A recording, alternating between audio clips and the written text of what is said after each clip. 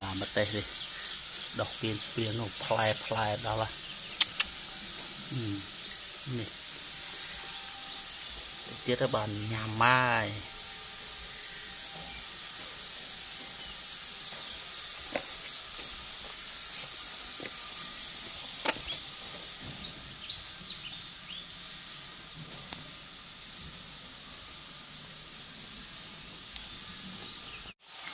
bỏ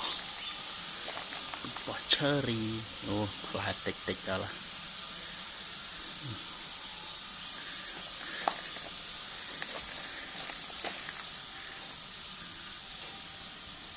lại bị bay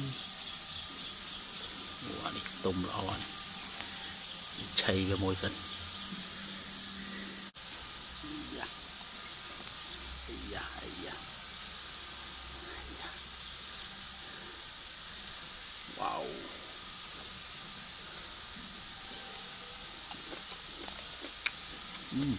ngon lắm.